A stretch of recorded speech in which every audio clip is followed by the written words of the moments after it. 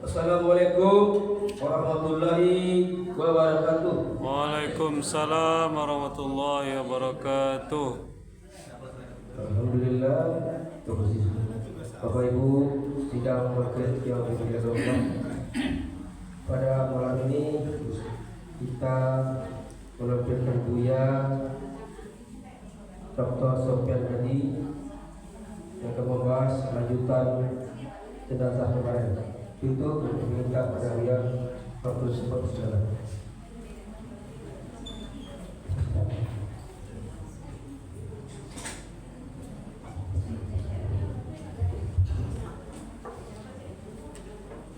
Assalamualaikum warahmatullahi wabarakatuh. Waalaikumsalam warahmatullahi wabarakatuh. Alhamdulillahirabbil alamin.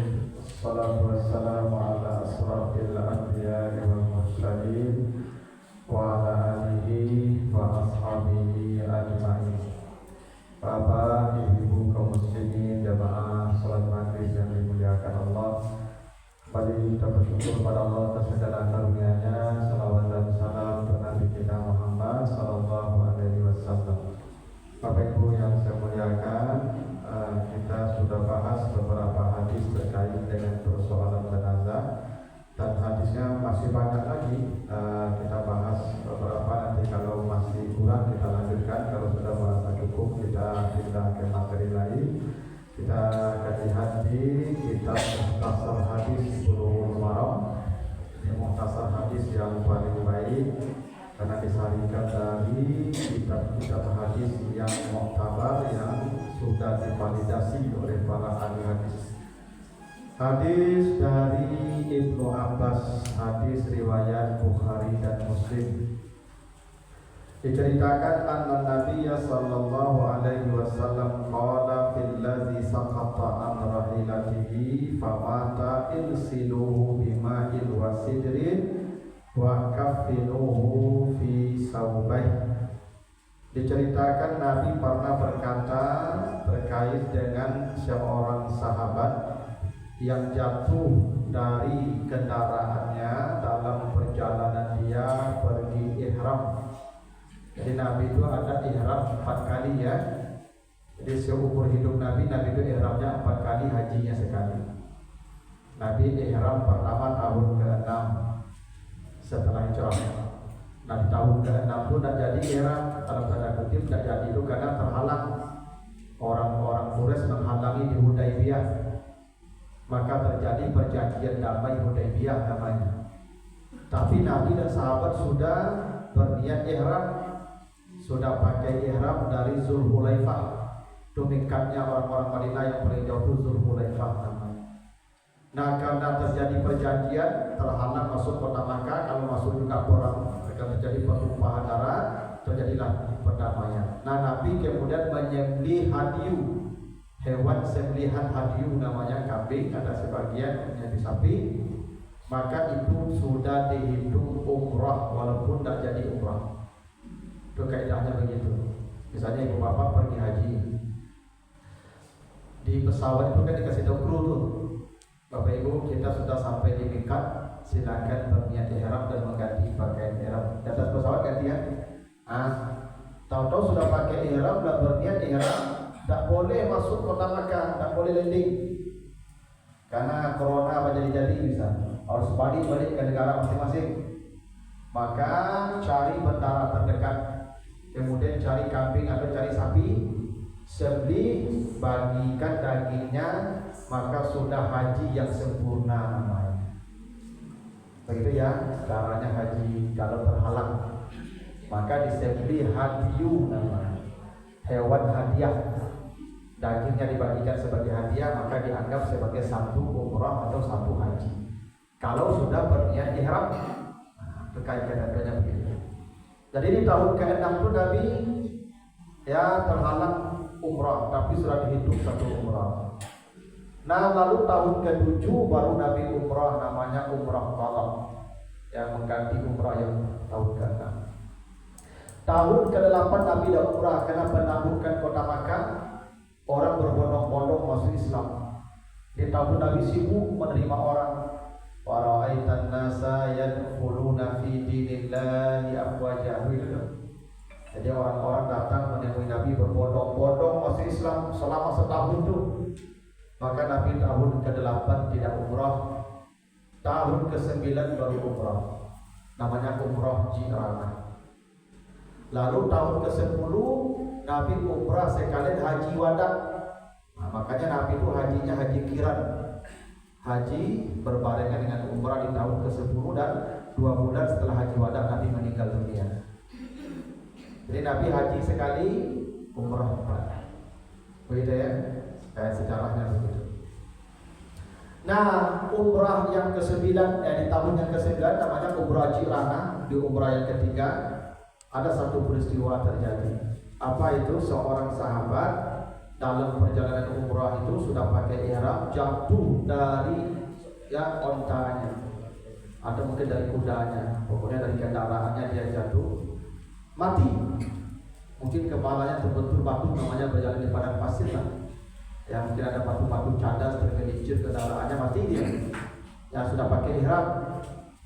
Kata Nabi kepada sahabat, mandikan dia dengan air yang dicampur dengan bidara. Ini sunnahnya memandikan mayat itu dengan air yang dicampur bidara. Sunnah. Ya, bidara itu bisa daunnya. Kalau di tempat-tempat penjualan aksesoris, ya pelaksanaan jenazah itu sudah ada serbuk bidara. Jadi ibu nanti kalau beli perangkat penyelenggaraan jenazah itu minta sekalian serbuk bidara. Ya, terus sunnah memandikan jenazah dengan daun bidara. Dulu belum jadi serbuk, masih daun. Tapi sekarang kalau ada daun bidara bagus juga. Karena daun bidara itu pohon surga. Nanti baca di surat Al-Waqiah. Fi sidrin makhdud, ya. Fi zillin mamdud, gitu ya. Wa ma'in maskub. Jadi nanti kita akan duduk-duduk di bawah pohon bidara. Pohon bidara itu besarnya Masya Allah. Satu cabang pohon bidara itu 100 tahun perjalanan dengan kendaraan. Satu cabangnya 100 tahun dengan kendaraan berjalan di bawahnya. Itu besar sekali. Itu makanya zillim mamdud. Bayangannya begitu panjang. Ada Ustaz dijual orang di gor itu tak besar. Nah iya, beda dengan yang kita apa? Kalau kita apa kecil. Awak dibuat Pak. Dibuat. Di gor tuh baru di belum. Iya. Kalau bidara yang di sorga itu batang Pak.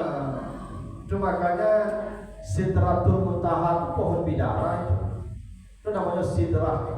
Sidrah itu pohon bidara. Ya, Sidratul Muntaha itu pohon bidara itu.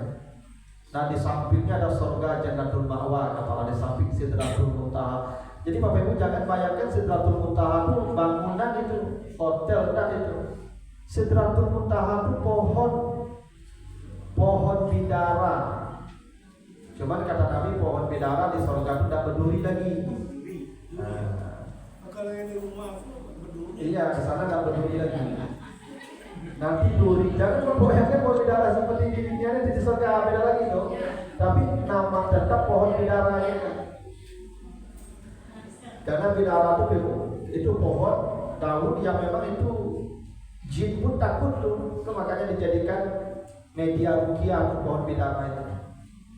Jadi kalau orang diganggu jin dan setan nanti mandikan dengan air yang dicampur bidara itu. Ya, karena pohon bidara itu daun bidara itu banyak manfaat. Tapi yang jelas pohon bidara itu pohon surga itu surah Al-Waqiah itu. Fi sidrin mamdud, fi zillin mamdud, wa zillin mamdud, wa ma'in masdud. Ya. Jadi nanti kalau ada yang mati, maka mandikan dengan daun bidara, maksudnya air yang dicampur bidara. Kalau ada serbuk dengan serbuk, itu sunnah begitu. Kalau Nabi suruh sudah perintahkan perintah Nabi kan begitu. Wa ma atakumur rasul fakhuduhu, begitu di surah Al-Asr itu. apapun yang diperintahkan Rasul kerjakan, karena pasti kebaikan.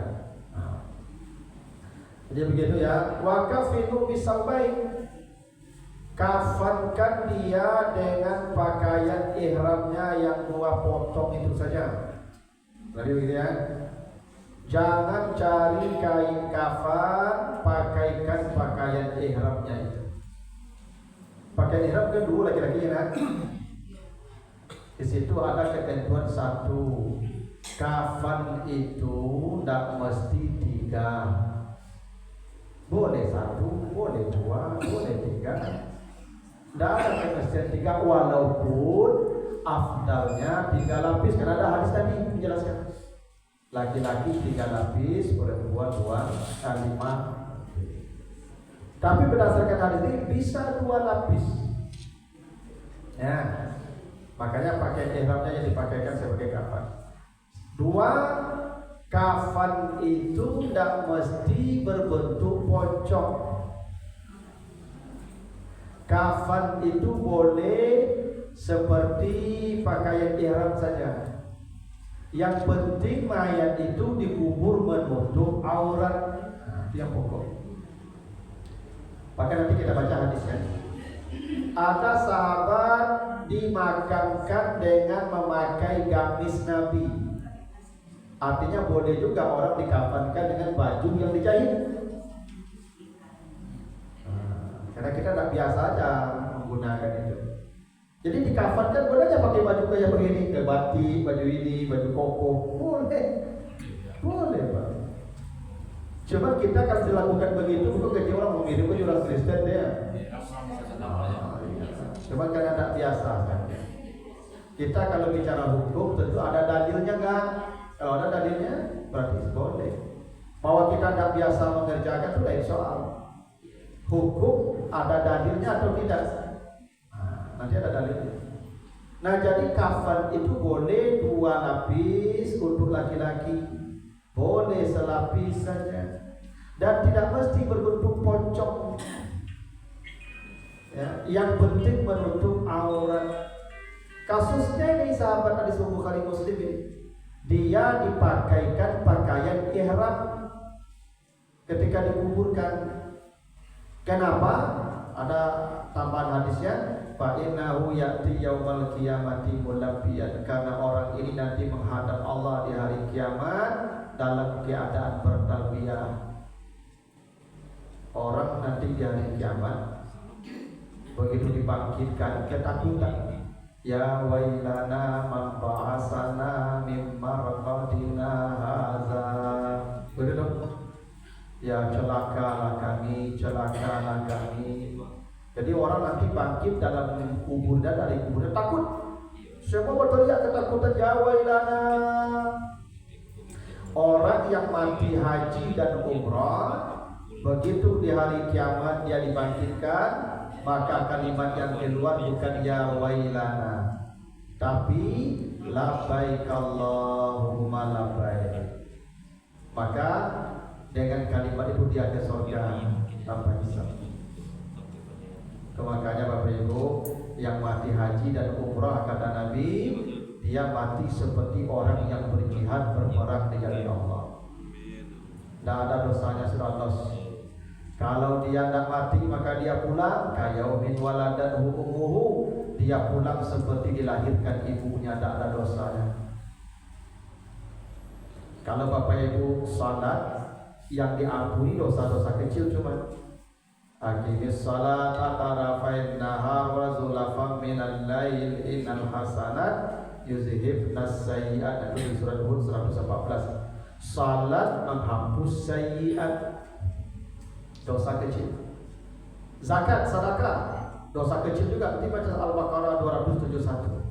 In tubdus sadaqat fa ni'ma hiya. Kalau kau tampakkan sedekahmu itu bagus, kalau kau sembunyikan lebih bagus. Kalau kau bersedekah, yukaffir ankum min sayyi'atikum, dihapus sebagian dosamu. Dosa kecil juga sayyi'ah namanya. Ibu bapak kalau puasa yang dihapus dosa kecil pula. Man shoma Ramadan imanan wa ihtisaban ghufira lahu ma taqaddama min dzanbi. Dzanbi ya, dzanbi ku iku dosa, ujung-ujung dosa. Tapi kalau haji kayaumin waladatu ummuhu, dia kembali seperti dilahirkan ibunya, semua dosa hilang. Karena haji ini ibadah paling berat. Tidak ada yang seberat haji. Maka sekali seumur hidup. Itu makanya haji itu di Arafah. Al-Hajju Arafah.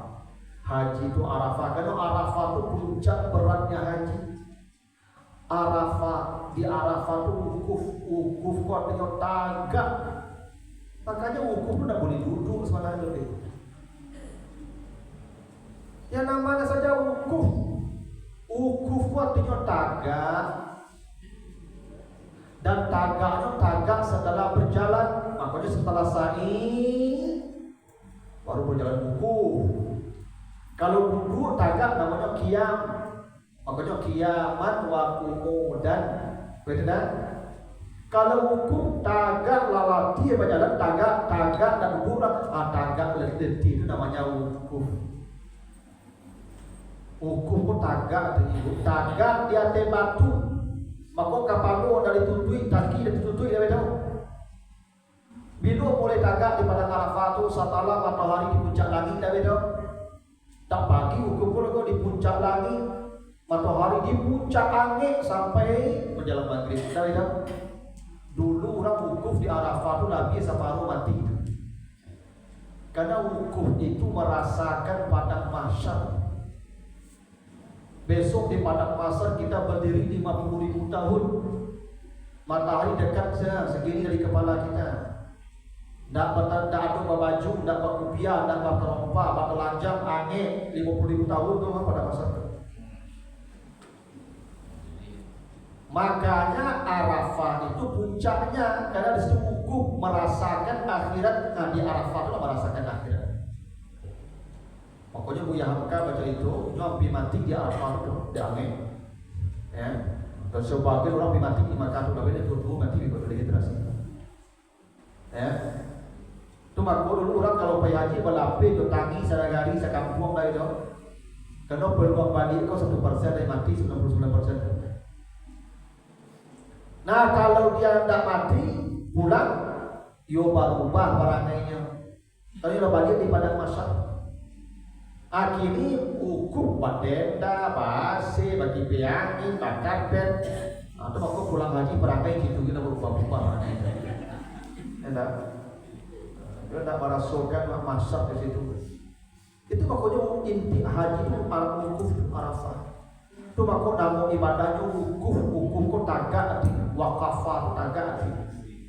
Ya, wakafah itu. Nah, makanya aku wajib itu kalau Abu Raja Salman Abu Badian wukuf dulu balik. Ya, bercampur dan satu. Tak ada kipiangin, tak ada asir, tak ada kampet. Mati dah sudah berada. Kalau mati setara dengan jihad mati di jalan Allah, surga menanti syahid dah beda. Kenapa ditanya? Apa amal yang paling besar, yang paling hebat, yang paling afdal? 1 iman billah, 2 apa? Jihad fisabilillah, 3 apa? Hajjul mabrur, engkau haji. Haji itu sama dengan berperang mati, jauh berperang mati syahid masuk surga, nah sama. Kita akan menjadi surga pergi haji itu. Itu makanya banyak orang pergi haji, tipu pulang perangai dan berubahnya. Karena tidak ditempa di padang mahsyar. Hukum itu padang mahsyar tuh.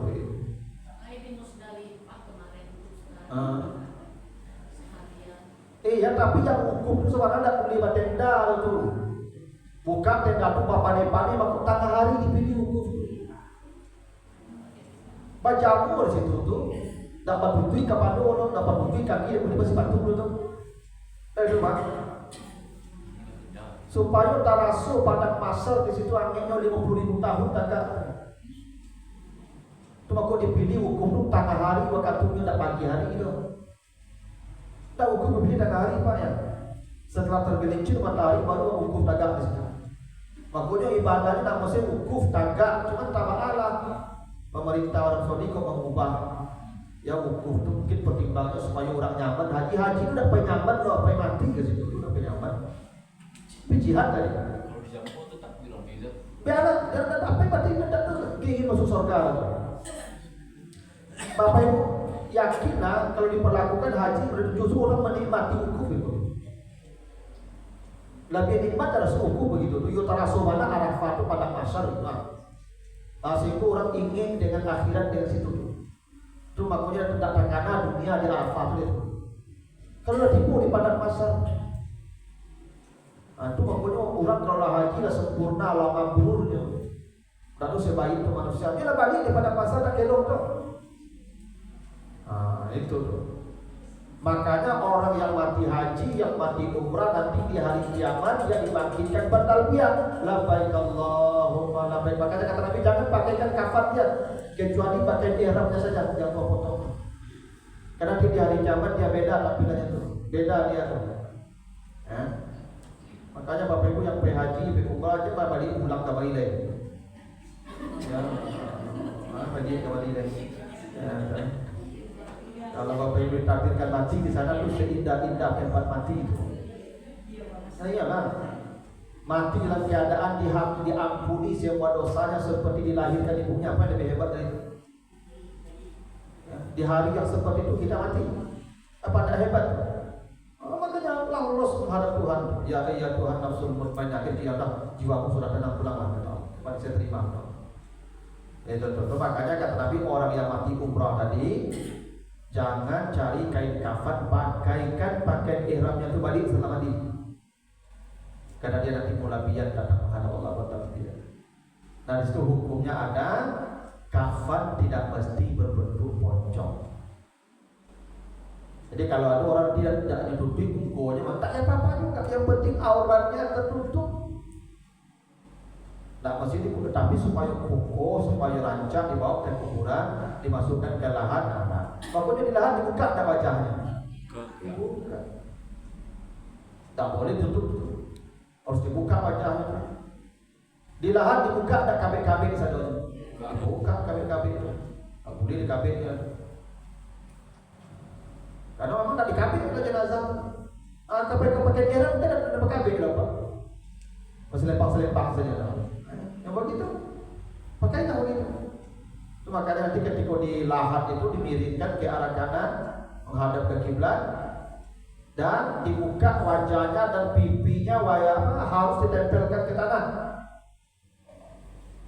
Karena nanti kalau pipinya ditempelkan ke tanah nanti pembusukannya akan lama. Kalau di ke tanah itu basah, ini pembusukan ini nanti ulat pelampung di sini mulai berkembang. Yang pertama kali dimakan ulat pelampung itu pipinya, pipi kanan. Pokoknya ibu jangan perawatan kuli ke kapanjang saya lah. Tua-tua ke perawatan kuli aja deh. Daripada kena pelampung saya. Kalau lah mau 50-an puluh kok lah bantu cipu pada dia sudah tidak salah. Kau sibuk ya perawatan kuli ke dokter kecantikan deh. Iya kami, kau tak tahu kami itu ibu kalau mau beliau yang penting ibu rawat saya kami lelo, ya makan jago, sampai lalu jago, baju jago itu saya lebih itu dah. Ibu tak dulu kami kawan tekanan lain saya kami ada ibu saja. Merawat itu kan ketakui apa kalau jadi lain tak. Ya. Khadijah itu 50 tahun usianya tua dari Nabi itu. Nabi umur 52 nya Nabi Muhammad. Tak ada Nabi poligami. Kenapa? Karena pelayanan yang ekstra. Khadijah itu apa cerita? Khadijah itu tidak pernah wajahnya itu tidak pernah nampak. Ya, tidak bersahabat. Asal pulang Nabi membawa senyumnya lapik.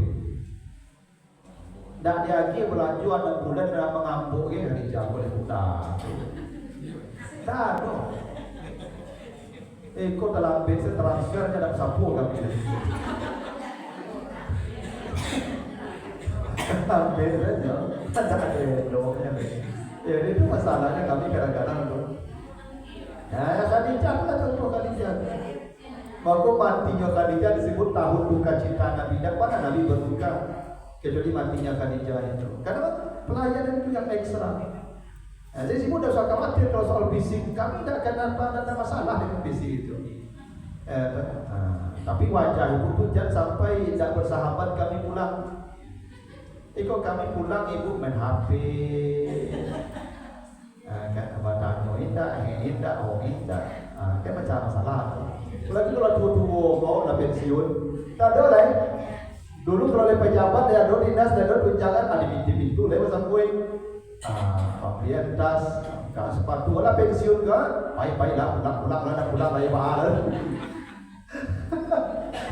Ini kau dapat tangguh oleh.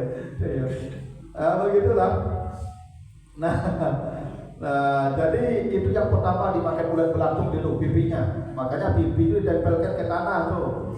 Aturannya begitu. Makanya jenazah masuk di lahan itu tidak ada yang diikat. Itu makanya boleh pakai biasa saja. Yang penting menutup aurat itu prinsip kafan. Ini berdasarkan hadis Bukhari Muslim tadi. Ya, tapi biasanya kita kan bikin pocong supaya lebih kokoh saja. Bukan harus begitu kafan. Kadang-kadang lupa yang buka. Oh, dah harus dibuka, Pak. Datang ya orang tu. Ya. Buka ya. Buka dari Buka. Oh, dah sudah bahari. Ya tidak wajib dibuka. Tapi kalau memang lupur Pak, ya memang dibuka. Nah, lalu hadis riwayat Abu Dawud, hadis dari Aisyah. Lamma aradu ghasla Rasulillah sallallahu alaihi wasallam wallahi ma nadri nujarridu Rasulullah kama nujarridu mautana amla. Ini Aisyah bercerita. Itu Nabi kan wafat di kamar Aisyah ya. Jadi Nabi itu sakit hari Jumat. Hari Jumat itu Nabi sakit parah. Pulang dari haji wada ya sampai di Madinah itu bulan Muharram Safar Rabiul Awal. Di bulan Safar itu Nabi sudah sakit. Nah, masuk awal Rabiul Awal itu Nabi udah terasa agak berat. Di pas malamnya Maimunah, istri beliau kan 8 loh. Nah, di malamnya Maimunah, di rumah Maimunah dikumpulkan semua sahabat, semua istrinya. Kumpul semua istri Nabi di rumah Maimunah. Di awal bulan Rabiul Awal itu. Kata Nabi, saya tidak bisa lagi menunaikan kewajiban sebagai suami. Mulai hari ini izinkan saya dirawat di rumah Aisyah. Karena Nabi sudah tahu beliau akan meninggal. Maka beliau meminta agar dirawat di kamar Aisyah, biar meninggal di kamar Aisyah. Bukan Aisyah yang muda cantik yang paling disayang, tak? Karena dari 8 kamar Nabi, Al-Hujurat namanya, maka ada satu surah Al-Hujurat kan? Itu kamar-kamar Nabi itu. Baca ayat itu, kamar Nabi. Dari 8 kamar Nabi, istri Nabi, tidak pernah wahyu turun kecuali di kamar Aisyah. Dan Nabi ingin mati di tempat wahyu banyak turun, kamar Aisyah. Itu makanya kalau pergi ke Madinah, Masjid Nabawi itu kamar Nabi dengan Aisyah. Ya. Jadi Nabi itu mati di kamar Aisyah itu. Nah, dimandikan di kamar Aisyah, disalatkan di kamar Aisyah, dimakamkan di kamar Aisyah. Jadi jenazah Nabi itu tidak diangkat kemana-mana, keluar kamar pun tidak diangkat. Ya, karena mengangkat jenazah jauh-jauh itu tidak baik, tidak dianjurkan, menyakiti dia. Yang paling baik di mana mati, kuburkan saja di tempat mati. Dan mati di Jakarta dibawa ke Bali nggak usah.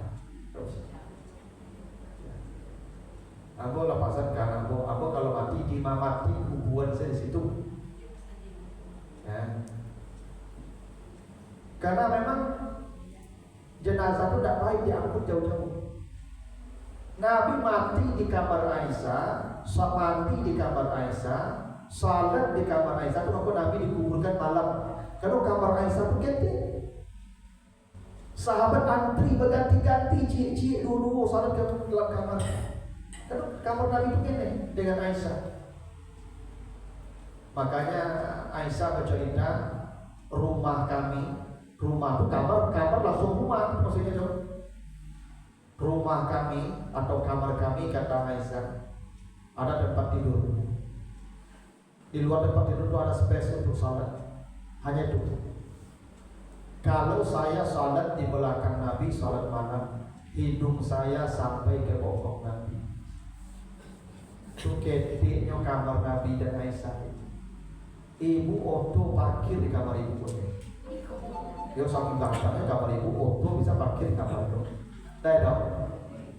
Banyak nikmat ibu pada nikmat Nabi itu. Ya. Itu pun sudah disebut Al-Kausar oleh Allah. Inna a'tainaka Al-Kausar. Sekadang itu kamar Nabinya Al-Kausarnya banyaknya kejauh. Nah, kalau ibu bapak sebanyak itu kira-kira marah lah hisabnya subhanallah. Nah jadi Nabi kamar di Aisyah, di kamar Aisyah itu mati, di kamar Aisyah itu mandi, di kamar Aisyah itu salat, di kamar Aisyah itu dikuburkan. Aisyah itu mati, Nabi ketika mati Aisyah itu usianya 17 tahun. Dan beliau mati, Aisyah itu meninggal usia 71 tahun. Itu artinya 54 tahun beliau tidur di kamar yang di situ makam Nabi. Kalau ibu mati apa? Dikubur di kamar ibu, kalau ibu lalu di kamar kamu. Nyala lah semuanya, takut dan segala ibu.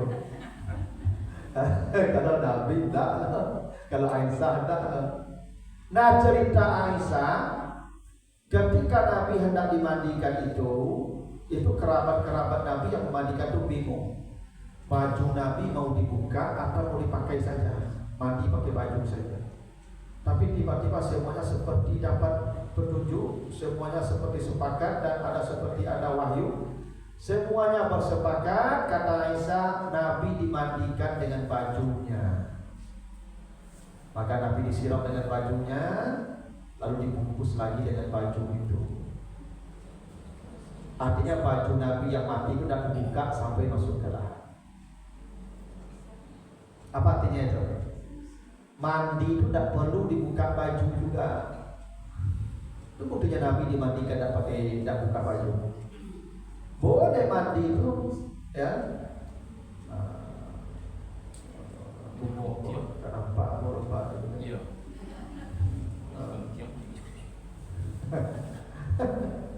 Nah, jadi Bapak Ibu, kalau ada jenazah tak dibuka bajunya mandi, ya tidak apa-apa, Nabi itu. Karena prinsip mandi itu meratakan air ke seluruh badan. Karena mandi mayat itu mandi junub tak junub, dia junub otomatis junub. Prinsip mandi junub bersuci, bukan bersih. Nah, itu kata kunci itu. Boleh jadi tidak bersih, mungkin ada juga darah, mungkin ada juga nanah, mungkin ada juga mohon maaf nih kotor. Tapi kalau sudah rata badannya kena air, suci. Jadi takkan dia lama-lama parunya itu duburnya tidak berkunci itu. Dia kunci dubur ke mato. Kalau mato lah tutui, dubur tak buka. Kalau mato tak buka, dubur tak tutui. Kunci dubur ke mato. Itu aku orang lalu kadang-kadang kan duitnya. Mato tutui, dubur tak buka. Dia lain orang lalu kalau tidak lapor ketika lalu ya. Ada ketika lalu. Kalau duburnya lapin, kunci si kuat. Ya. Dikaji rumahnya. Iya Pak.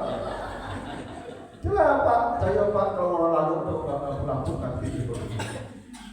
Itu maka tidur itu membatalkan wudhu. Karena orang lalu kan sadar pasti mengangin itu cerita. Itu dubur buka. Kunci dubur sih Pak. Kalau yang mati, mantul tidak boleh itu. Lantar kunci mantul itu Pak. Dubur buka, ditakan balik bukan luar saja. Macam itu orang kabar rahasia main itu. Karena mandi junub tidak bersih, suci. Ibu mandi junub apa mandi junub? Tidak perlu sabun mandi junub itu. Mandi junub itu yang penting basah seluruh badan niat. Mandi junub tuh apa kalau mandi junub? Saya mencampur ke batang air itu, perlu ada itu. Semuanya kan? Tidak usah sabun kalau sabun bersih Pak, tidak suci itu. Adunya bersih tapi tidak suci. Misal ada orang mandi junub di bar, di hotel. Kalau pengantin baru kan, lalu di hotel biasanya hotel kan gak mewah man. Ada kamar mandi itu kan ada bak lalu rumah boleh danangan kabau. Dulu kan kabau mandi oleh bak itu ya kumpangan dan kumpangan. Nah, ya junub habis berhubungan suami istri misalnya, itu mandi dalam bak itu karena bau sabun, bau sapu, dia bersih, cuma tidak boleh sholat karena tidak suci. Kenapa? Tidak sah mandi junub di air yang tidak mengalir ke dalam. La taghtasilu fil ma'id da'im wa anta junuban farisahin. Jangan pernah mandi di air yang tenang dan mengalir Anda kalau junub karena tidak sah. Makanya mandi di kolam renang tidak sah kalau mandi junub. Caranya alirkan air. Ada yang masuk, ada yang keluar, sah mandi junubnya. Berarti dia mandi di air yang mengalir. Kecuali bak lalu itu dibuka keran, pengilir keluar masuk keluar itu mandi dalam bak itu tidak sah. Kenapa? Airnya ada tenang mengalir. Kan ada ketentuan mandi junub tuh banyak ketentuan. Nah kalau dia bersabun pun bersampo pun dia bersih, tidak suci, tidak boleh sholat.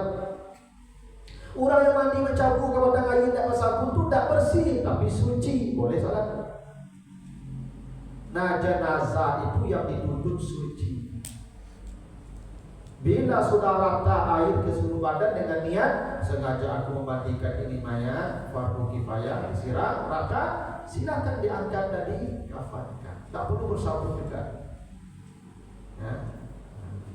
Cuman afdalnya kesempurnaannya tentu ada sabun, pakai kafur baru semula, gitu kan?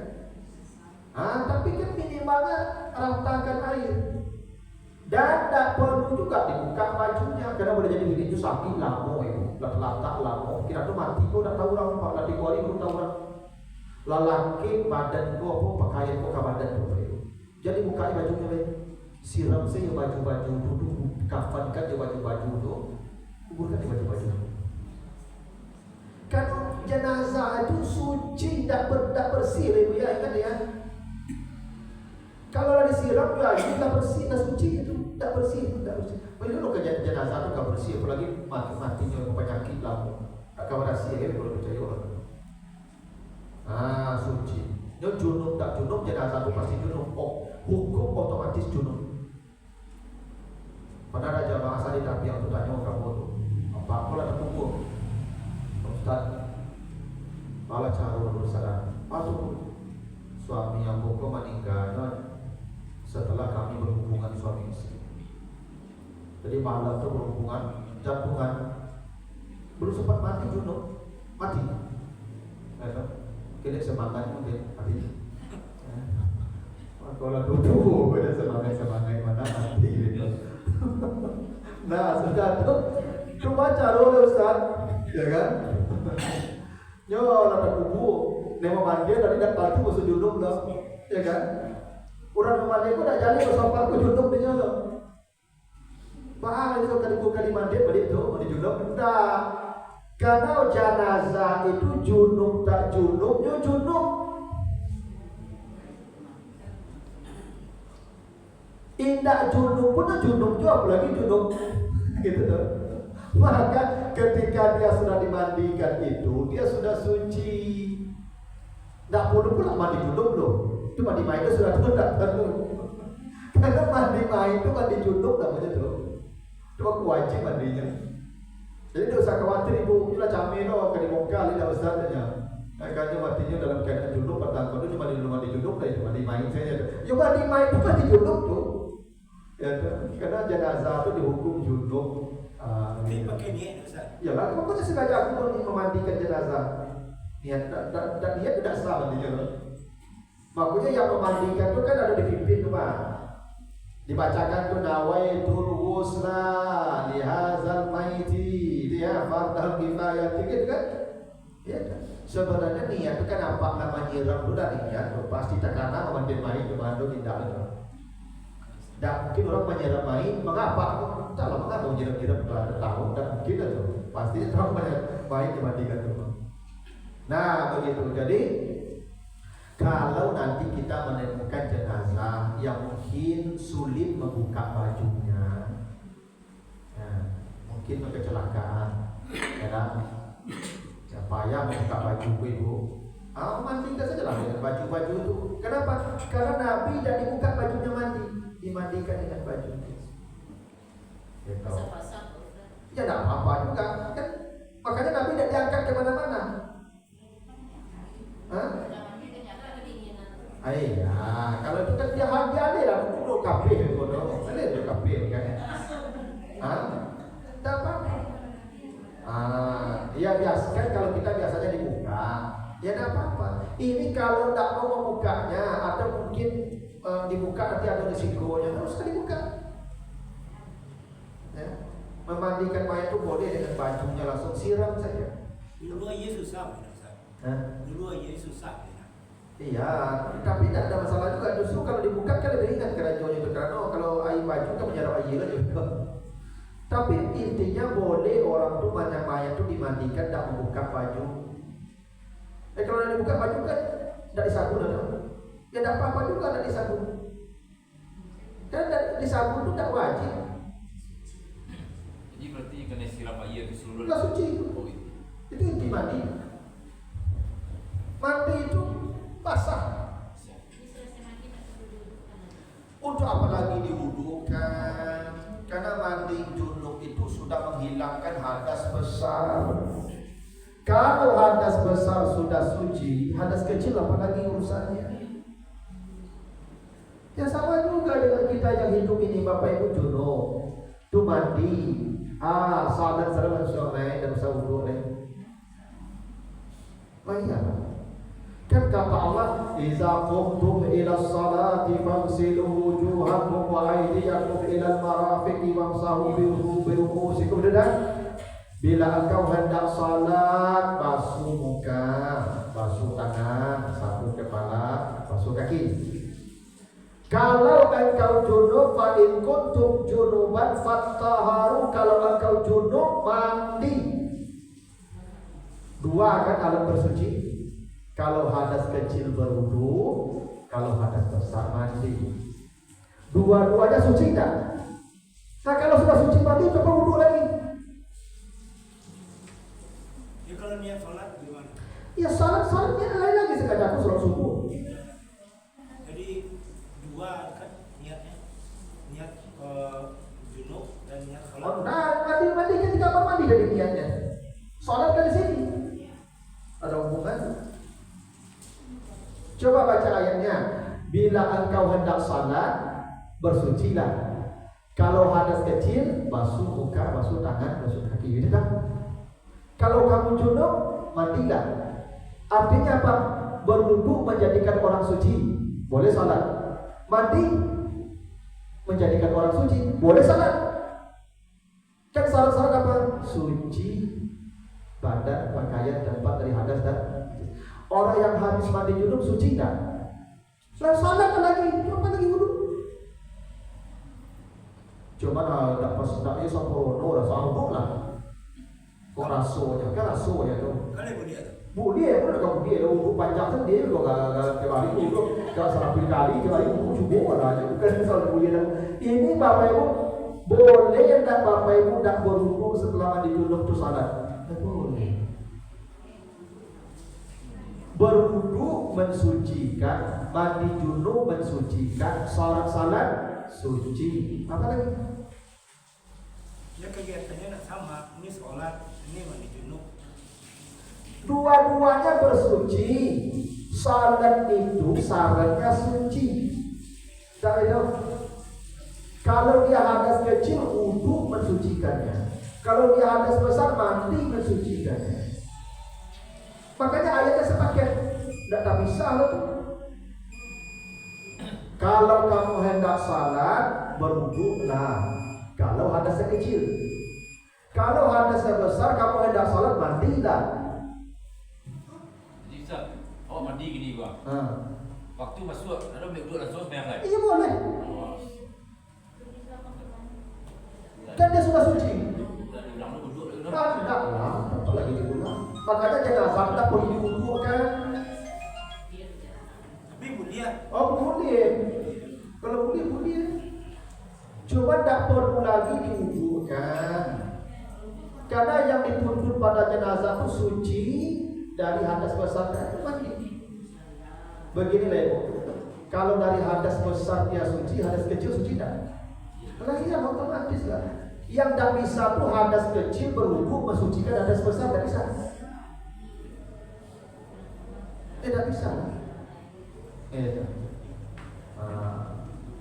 Cuma di awak kan sudah mandi junub pun harusnya berwudu. Karena nggak biasa. Cukup lah. Boleh banyak ini. Tidak boleh melarang. Cuma tidak ada tuntutan berwudu setelah mandi junub. Sama halnya jenazah setelah dimandikan tidak ada perlu diwudukan. Ada tuh. Jadi dicium-cium jenazah itu aja lalu wudu membatal wudunya. Ada kita. Ada. Dari mana pun ada dalilnya. Batal wudu jenazah ada. Kalau habis buang air kadang, itu ke solat harus duduk dulu, tidak boleh duduk je. Buang kadang. Ya. Buang kadang kan hadas kecil. Keluar sesuatu dari dua jalan, hadas kecil. Bungkuknya apa? Yang mandi junub itu kalau keluar sperma. Berhubungan haid. Kalau buang air kadang, Pak, itu kadang keduanya tapi hadas ketek. Tak bisa sperma kecil keluarnya, iya tapi dia junub. Gitu. Cuma ibu yang biasa mandi junub itu sudah wudunya tidak apa. Ustaz, tapi yang mandi junub kan pasti megang-megang kemana bukan mau gosok-gosok badan kan? Ya tidak apa-apa, kan ada hadisnya kata Nabi. Bagaimana kalau saya salat memegang kemaluan saya sentuh, kata Nabi tidak apa-apa. Fa innahu bid'atun minka, karena kemaluan itu seperti telinga, seperti hidung. Tidak membatalkan hadis sahih. Walaupun ada hadis lain, siapa yang menyentuh kemaluannya berwuduklah, ada hadis lain. Tapi itu bukan bertentangan maksudnya. Yang tadi kenapa Nabi mengatakan saya salat dulu kan orang sembahyang dulu pakai kamar kan sudah modewak pakai apa? Tak pakai bedan kan? Mungkin menggali seorang sembahyang Pak, tak pelecehan misalnya kan seorang sembahyang itu. Tak apa-apa kata Nabi, usah ulang dulu. Karena mungkin yang bertanya orang gaya yang tadi disuruh wudu, tapi yang menyentuh kemaluannya mungkin anak bujang. Itu artinya apa? Menyentuh kemaluan itu membatalkan wudu kalau ada efeknya. Kalau muncul birahi syahwat batal. Kalau tidak muncul birahi syahwat tak batal. Itu musuh dua-duanya. Kalau orang kaya menyentuh kemaluan tidak apa-apa. Kalau anak bujang batal. Karena ada efeknya dampak. Gitu. Ini apa-apa. Tapi itu kan kata Nabi, siapa yang menyentuh kemaluannya, maka tidak perlu berwudu. Tapi kalau kemaluan orang wudu, ada wudu. Yang awak punya. Nah begitulah dulu Bapak Ibu ya, mudah-mudahan ada manfaatnya. Kurang mohon maaf. Subhanakallahumma wa bihamdika, asyhadu an la ilaha illa anta, astaghfiruka wa atubu ilaika. Wassalamualaikum warahmatullahi wabarakatuh. Waalaikumsalam warahmatullahi wabarakatuh.